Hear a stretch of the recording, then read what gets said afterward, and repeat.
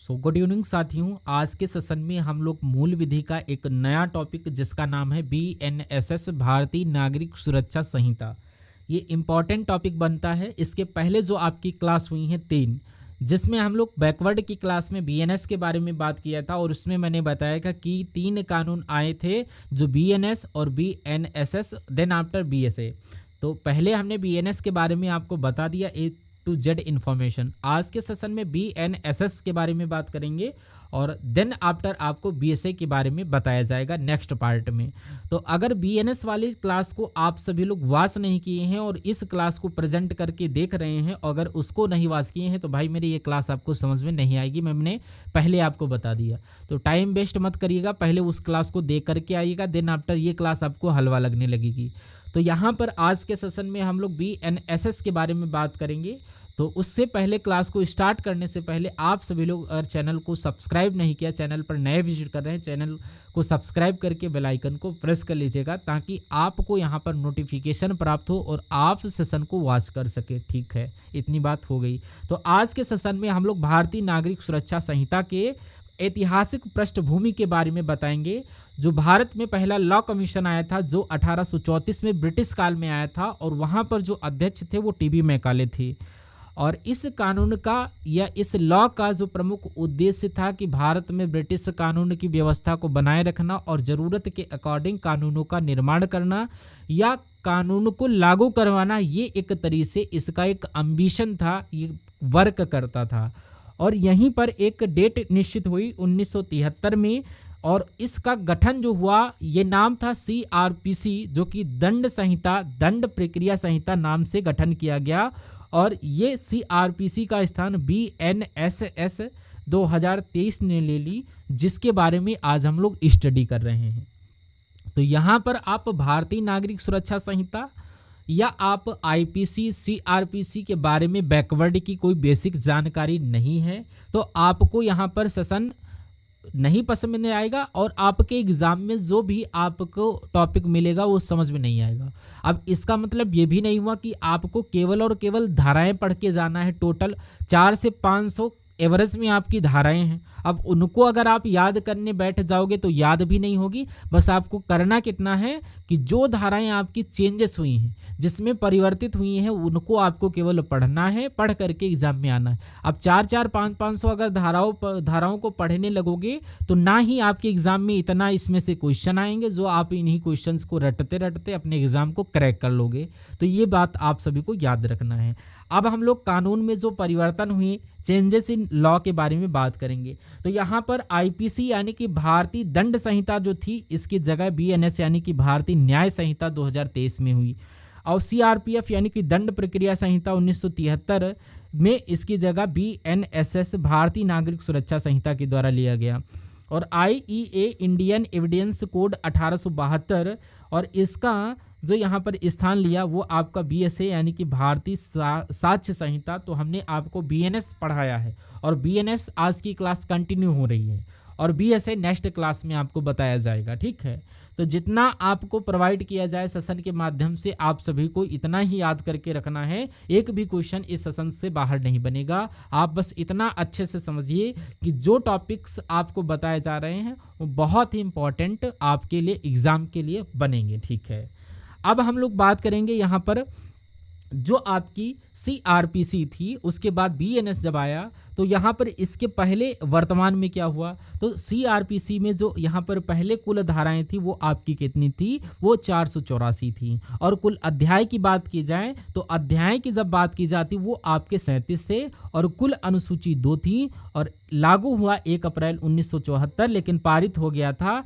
1973 में। उसका पॉइंट इधर आ गया, तो इसको आप लोग ध्यान दीजिएगा।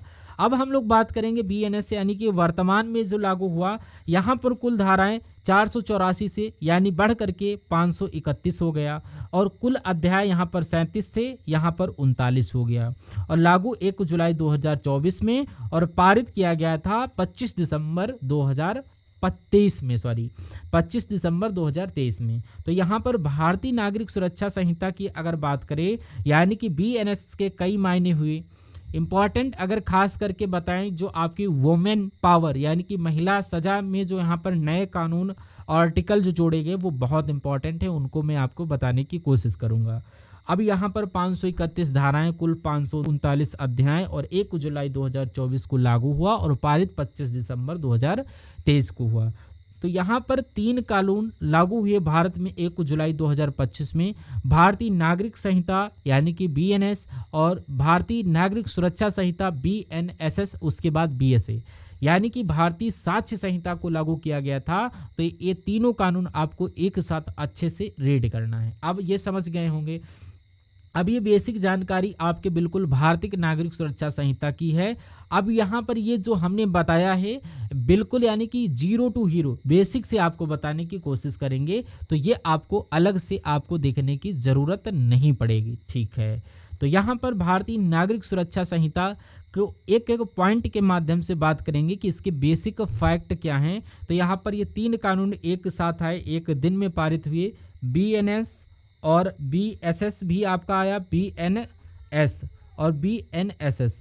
अब जब तीनों कानून एक दिन पारित हुए और एक एक साथ आए तो तीनों का जो स्ट्रक्चर हुआ भारत में लागू होने तक का ये सेम रहेगा, सिर्फ धारा और अध्याय में चेंजेस होंगे। तो ये स्ट्रक्चर जो ऊपर वाला होगा वो सेम रहेगा। एक का अगर आपने याद किया तो तीनों ये आपके याद हो जाएंगे। तो ये बस इतना आपको धाराएं और अध्याय आपको देखना है। तो इसका नाम यहाँ पर भारतीय नागरिक सुरक्षा संहिता 2023 और लोकसभा विधेयक में ये 11 अगस्त 2023 में अमित शाह जी के द्वारा पारित किया गया और लोकसभा से पारित 20 दिसंबर 2023 में और राज्यसभा में पारित ये 21 दिसंबर 2023 में और राष्ट्रपति से पारित जो हुआ वो 25 दिसंबर 2023 को यहाँ पर मिल गई, ठीक है। भारत में इसको लागू हुआ 1 जुलाई 2024 में लागू किया गया था और धाराओं की अगर बात की जाए तो 531 और अध्याय इसमें कितने थे, 39 थे। तो ये आपने यहाँ पर देखा, ये इसकी बेसिक स्ट्रक्चर थी, बेसिक फैक्ट थे जो आपको लर्न करना होगा। तो सबसे पहले यहाँ पर आपने समझा कि इसकी ऐतिहासिक पृष्ठभूमि, हिस्टोरिकल बैकग्राउंड के बारे में जानकारी ली कि ये भारतीय नागरिक सुरक्षा किस कानून को परिवर्तित किया गया भारतीय नागरिक सुरक्षा संहिता के रूप में। देन आफ्टर लॉ चेंजेस में आपने जो 3 पुराने कानूनों का स्थान जो नए कानून लिए वो कब कब चेंज हुए, क्या क्या डेट थी, उनके बारे में जानकारी ली। देन आफ्टर भारतीय नागरिक सुरक्षा संहिता में CRPC की जगह ली जो BNSS में आई। तो CRPC की वो बातें जो आपके BNSS में आई वो कौन सी थी जो हमें पढ़ना होगा। और भारतीय नागरिक सुरक्षा संहिता के बेसिक फैक्ट जो आपके पॉइंट में कि लोकसभा, राज्यसभा और ये कब पारित हुआ, लागू कब हुआ, कितने धाराएं, कितने अध्याय, क्या नाम था, इन सब चीज़ों के बारे में आपने डिटेल से जानकारी ली, ठीक है। तो आपको इतने फैक्ट बिल्कुल बेसिक से समझ में आ चुके होंगे और आपके दिमाग में ये सारे पॉइंट समझ में आया होगा कि सबसे पहले ये और ए, उसके बाद यहाँ पर आपको समझ में आ गया। अब ये सभी चीज़ें आपको एकदम सिस्टमैटिक ढंग से पढ़ना होगा।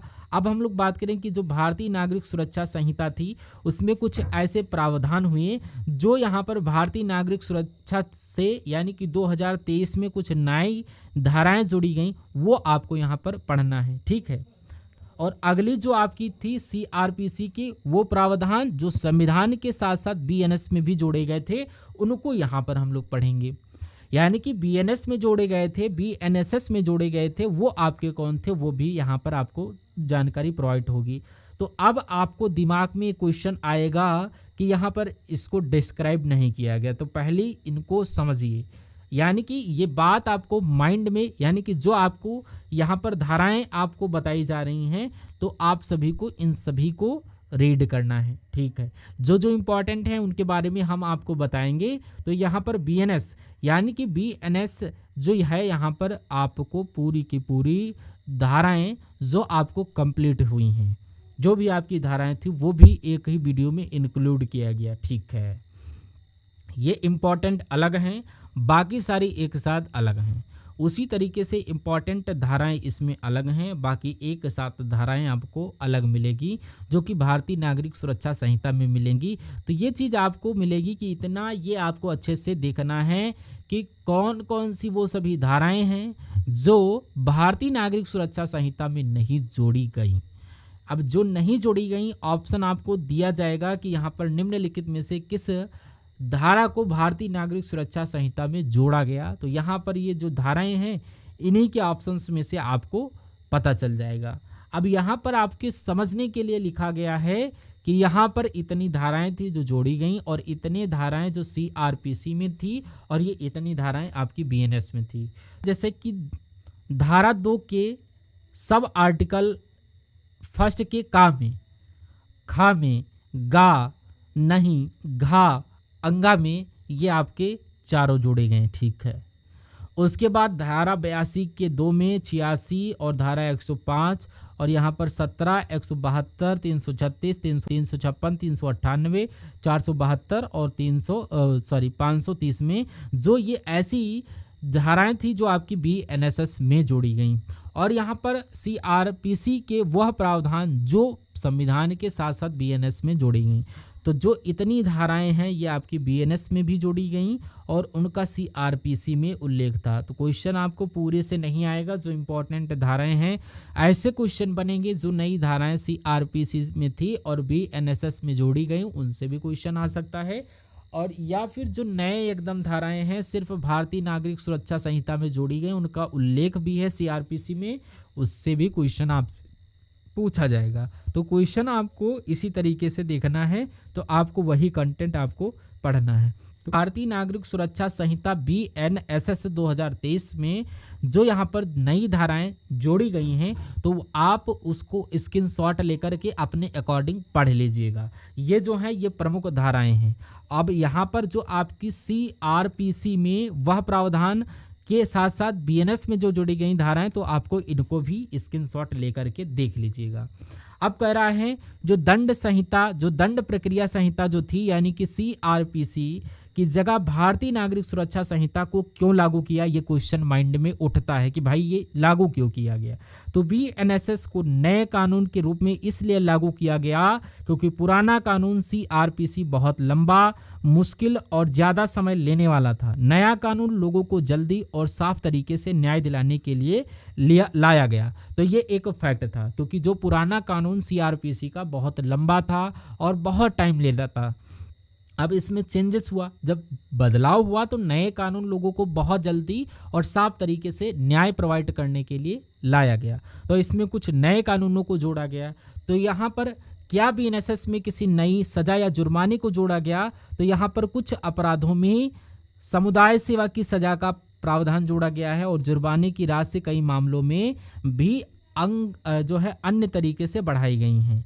अब यहाँ पर बात की जाए जब यहाँ पर बात करें कि यहाँ पर जो क्या बीएनएस में किसी नई सजा या जुर्माने को जोड़ा गया, बिल्कुल साथियों जोड़ा गया। क्या जोड़ा गया कि कुछ अपराधों में सामुदायिक सेवा की सजा का प्रावधान को जोड़ा दिया गया और जुर्माने की राशि भी कई मामलों में बढ़ाई गई। अब यहीं पर अगर बात करें कि नए कानूनों में महिलाओं के लिए क्या खास प्रावधान हुआ, तो नए कानूनों में महिलाओं के लिए खास क्या प्रावधान हुआ, तो ये यहाँ पर कह रहा महिलाओं को रात में 6 बजे के बाद सुबह 6 बजे से पहले यानी कि बिना मजिस्ट्रेट की इजाज़त के गिरफ्तार नहीं किया जा सकता। ये एक नया जो है प्रावधान जो है किया गया। यानी कि यहाँ पर महिलाओं को रात्रि में 6 बजे के बाद और सुबह 6 बजे से पहले, तो यहाँ पर नए जो कानून था इसमें रात्रि 6 बजे के बाद और सुबह 6 बजे के पहले बिना मजिस्ट्रेट की इजाज़त के गिरफ्तार नहीं किया जा सकता। ये पावर मिली भारतीय नागरिक सुरक्षा संहिता के बाद में। और साथ ही महिला की जांच और बयान लेने में भी महिला अफसर की मौजूदगी ज़रूरी होगी। ये आपको महिला सुरक्षा यानी कि जो नए कानूनों में महिलाओं के लिए खास प्रावधान के रूप में जोड़े गए। अब भारतीय नागरिक सुरक्षा संहिता में कौन से नए प्रावधानों को जोड़ा गया। अब यहाँ पर बीएनएसएस में कई नई बातें जोड़ी गई, जैसे कि यहाँ पर अगर बात की जाए यहाँ पर ऑनलाइन एफआईआर दर्ज करना बिल्कुल जोड़ दिया गया और वीडियो कॉल से अदालत में पेशी लगाना, यानी कि नई बातें जोड़ी गई। आप ऑनलाइन एफआईआर दर्ज कर सकते हो, वीडियो कॉलिंग से अदालत में पेशी की जा सकती है और तलाशी की वीडियो रिकॉर्डिंग, यानी कि वीडियो कॉलिंग जैसे कि आप भौतिक रूप से अदालत में उपस्थित नहीं हो सकते, किसी कारणवश आप बाहर हैं और इतना समय लग सकता है कि आप वापसी चाह करके आना चाहते हो लेकिन वहां नहीं पहुंच सकते हो, तो आप वीडियो कॉलिंग के जरिए आप अपनी बात को वहां तक पहुंचा सकते हो, अपनी साक्ष्य को वहां पर कोर्ट में बता सकते हो। तलाशी की वीडियो रिकॉर्डिंग की जा सकती है, फॉरेंसिक जांच जरूरी है और समय तय किया गया कि किस केस को कितने दिन में खत्म होएगा और महिलाओं और बच्चों की बेहतर सुरक्षा भारतीय नागरिक सुरक्षा संहिता में की गई। तो ये आपको जो प्रावधान दिए गए हैं इनको बहुत अच्छे से याद रखिएगा और ये प्रावधान कहीं ना कहीं आपको हेल्प करेंगे। अगर आपसे कोई पूछे शॉर्ट में कि भारतीय नागरिक सुरक्षा संहिता बेटा है क्या, तो आप तुरंत बताओगे कि ये सीआरपीसी के पहले चलता था, उसको हटाया गया, देन आफ्टर नया कानून आया जो बीएनएसएस आया, तो वहां पर भारतीय नागरिक सुरक्षा संहिता जिसको 2023 बोलते हैं, तो उसमें दोनों में अगर अंतर पूछ ले तो सीआरपीसी वो बहुत लंबा चौड़ा था और उसमें जो कानून थे उसमें लंबे समय तक वहां पर होती थी और कुछ नए कानून थे उनको हटा करके नए जोड़े गए बीएनएसएस में। अब अगर पूछे कि भारतीय नागरिक सुरक्षा संहिता में, तो यहाँ पर इतनी चीज़ें जो हैं आपको भारतीय नागरिक सुरक्षा में देखने को मिलता है। आप इस तरीके से एग्जाम्पल के थ्रू पढ़ने की कोशिश करिए। और अब हम लोग बात करेंगे कि यहाँ पर जो धाराएं थी कुल 531, तो यहाँ पर ये धारा एक संक्षिप्त नाम विस्तार प्रारंभ जुलाई 2024, इसमें कंडीशन बन जाती है और यहाँ से क्वेश्चन भी एक बनता है कि यहाँ पर ये धाराएं जो कुल यानी कि ये सब जगह लागू नहीं होंगी, कहीं पर लागू होंगी, कहीं पर नहीं लागू होंगी। कहाँ पर ये लागू नहीं होंगी, अगर ये आपसे बात किया जाए तो जनजातीय क्षेत्र और नागालैंड राज्य में ये लागू नहीं होती है। नागालैंड राज्य और जनजातीय क्षेत्र में ये लागू नहीं होगी, लेकिन अध्याय 9, 11 और 12 नागालैंड एवं जनजातीय क्षेत्र पर लागू होगा। ये इंपॉर्टेंट फैक्ट है, ये क्वेश्चन आपसे पूछा गया है और आप पीवाई को जब सॉल्व कराएंगे अभी आपको, तो यहाँ पर 9, 11, 12 निम्नलिखित में से किस क्षेत्र में ये लागू होगी, तो ये नागालैंड में भी ये लागू होगी। और यहीं पर अगर बात की जाए यानी कि यहाँ पर 9, 11, 12 है क्या, वो यहाँ पर आपको जानकारी मिल जाएगी। यहाँ पर आप लोग देख सकते हैं कि अध्याय 9 और 11, 12 जो कि नागालैंड जनजातीय क्षेत्र में लागू होगी, जहाँ पर प्रशांति का आयोग रखने हेतु बंद पत्र और लोक व्यवस्था और प्रशांति बनाए रखना। 12 कहता है पुलिस निवारक कार्य के बारे में जानकारी प्रोवाइड करता है। तो यहाँ से हम सभी को संपूर्ण भारत में लागू होगा, कहाँ लागू होगा कहाँ नहीं लागू होगा, तो नागालैंड राज्य और जनजातीय क्षेत्र में लागू नहीं किया जा सकता है, लेकिन अध्याय नंबर 9, 11 और 12 नागालैंड एवं जनजातीय क्षेत्र पर लागू दोनों क्षेत्र में होंगे। बस इतना आपको यहाँ पर समझना है। अब हम लोग धारा 2 के बारे में बात करेंगे। अब यहाँ पर ये आपका इतना क्वेश्चन नहीं बनेगा, इसमें धारा नंबर 2 में डिफिनीशंस जितने भी हैं भारतीय नागरिक सुरक्षा संहिता से लेकर के इंपॉर्टेंट परिभाषाएं जो आपको मिलेंगी, इन परिभाषाओं का इन द सेंस आप बोल सकते हो जैसे कि जमानत किसे कहते हैं, वारंट क्या है, और यहाँ पर जमानती अपराध क्या है, और यहाँ पर अगर पूछ ले कि जमानत पत्र क्या है। इस तरीके से जितने भी आपसे अगर यहाँ पर बात किया जाए कि बंधन पत्र, आरोप और संज्ञेय अपराध, परिवाद और स्पष्टीकरण, उच्च न्यायालय, इलेक्ट्रॉनिक संसूचना और हाई कोर्ट और जांच इंक्वायरी, ये सब क्या है, तो इनकी जो परिभाषाएं हैं इन सब को आप सभी लोग धारा नंबर 2 के अंतर्गत पढ़ोगे। और धारा 2 आपको जो मोस्टली बताता है वो सबकी परिभाषाओं के बारे में बताता है। तो ये काम करिए, आप इनको स्क्रीनशॉट लेकर के इनको नोट कर लीजिएगा, क्योंकि यहाँ पर ये इंपॉर्टेंट है, आप सभी लोग देख लीजिएगा।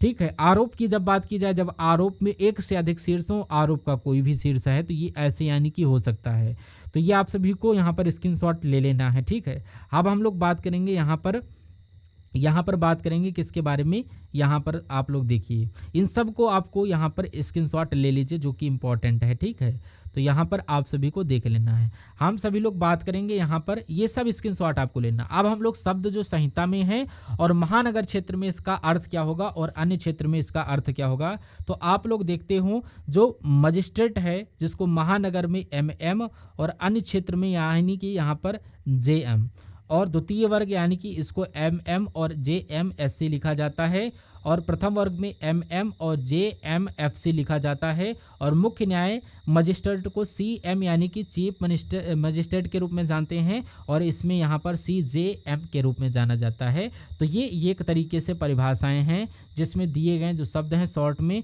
उन शब्दों को आपको यहाँ पर देख लीजिएगा। ये आपको बताता है कि मजिस्ट्रेट को द्वितीय वर्ग, प्रथम वर्ग, मुख्य न्यायिक मजिस्ट्रेट को किस रूप में शॉर्ट फॉर्म में हम सभी लोग जानते हैं। ठीक है। उसके बाद हम लोग धारा 4 के बारे में बात करते हैं। धारा नंबर 4 का बताता है और अन्य विधियों के अधीन बीएनएस और अन्य विधियों के अधीन विचारण, जो बीएनएस के अधीन सभी अपराधों का अन्वेषण, जांच, विचारण बीएनएस के अनुसार होगा। अगर कोई केस दर्ज हुआ, उसमें कोई जांच पुलिस करती है तो भारतीय नागरिक सुरक्षा संहिता के अधीन उसको करना होगा। उनके अनुच्छेद, उनके धाराएं, उनके बातों को ध्यान में रखकर करना होगा। और अन्य विधि के अधीन सभी अपराधों का अन्वेषण, जांच, विचारण बीएनएस के अनुसार या उसके तत्समय प्रवृत्त किसी अनियमित रूप से अनुसार, यानी कि अधिनियमित रूप से होगा। अब इसमें लॉ यानी कि केस याद रखना है कि ओम प्रकाश बनाम तमिलनाडु राज्य, यानी कि यहाँ पर इसको याद रखना है।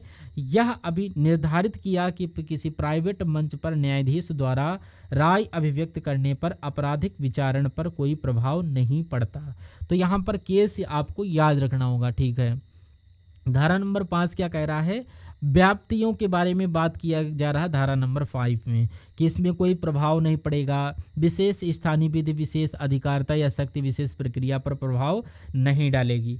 धारा 6 दंड न्यायालयों के वर्ग के बारे में बताया गया है। तो यहाँ पर यानी कि एससी, यहाँ पर इस संहिता से भिन्न किसी विधि के अधीन गठित न्यायालयों के अतिरिक्त प्रत्येक राज्य में निम्नलिखित वर्गों के दंड न्यायालय होंगे। तो यहाँ पर आपको ये सारे पॉइंट आपको याद रखना है कि यहाँ पर इनको क्या कहते हैं, JMM, यहाँ पर इसको क्या बोला जाता है, यानी कि ये धाराएं जो हैं, जो यानी कि BNS के अकॉर्डिंग BNSS हैं, वो धाराएं यहाँ पर कठिन हैं। जो कानून यानी कि BNS के हिसाब से उसको बताया जाता है, लेकिन भारतीय नागरिक सुरक्षा संहिता की धाराओं को ध्यान में उनको रिगार्डिंग करते हुए रखा जाता है। तो इसलिए ये थोड़ा सा पढ़ना कठिन हो जाता है। तो आपको यहाँ पर बेसिक यानी स्टार्टिंग के सेशन आप लोग देखिए और प्रैक्टिस सेट आपको वाच करना है, ठीक है, जिसमें आपको धाराओं से क्वेश्चन कौन से किस मेथड से बने हैं और क्या क्वेश्चन इसमें से पूछे गए हैं, तो आप देखेंगे यहाँ से क्वेश्चन नहीं बनते हैं, ठीक है।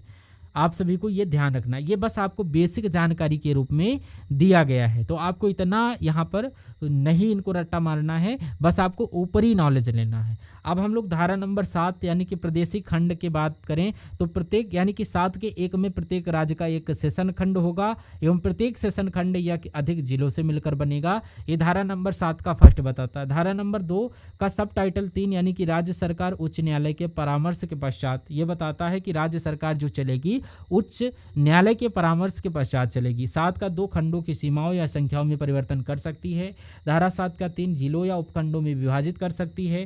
धारा 7 का 4 बताता है इस संहिता के प्रारंभ के समय जो सेशन खंड, जिले एवं उपखंड विद्यमान थे वो इस धारा के अधीन बनाए गए हैं, ये बताता है वो इस धारा के अधीन। धारा 8 कहता है सेशन न्यायालय, यानी कि इंपॉर्टेंट है। उसके अलावा धारा ये आपको स्क्रीनशॉट लेना है, यानी कि 9 और 10 यानी कि इन चीज़ों की जानकारी आप सब जो आपके इंपॉर्टेंट थी। लेकिन यहाँ पर आप सभी को क्या करना है, ये आप सभी को यानी कि बेसिक यानी कि धाराओं पर फोकस मत करिए, यानी कि भारतीय नागरिक सुरक्षा संहिता के बारे में आप लोग इतना फोकस मत करिए, इनकी धाराएं मत पढ़िए। धारा से क्वेश्चन उतना नहीं पूछे जाते हैं, ठीक है, ये जहाँ से आपको पूछी जाती है। आप अगर इसका स्क्रीनशॉट लेना चाहें तो 1 बाय 1 ले सकते हैं।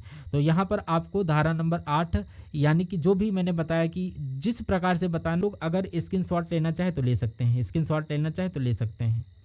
तो आज का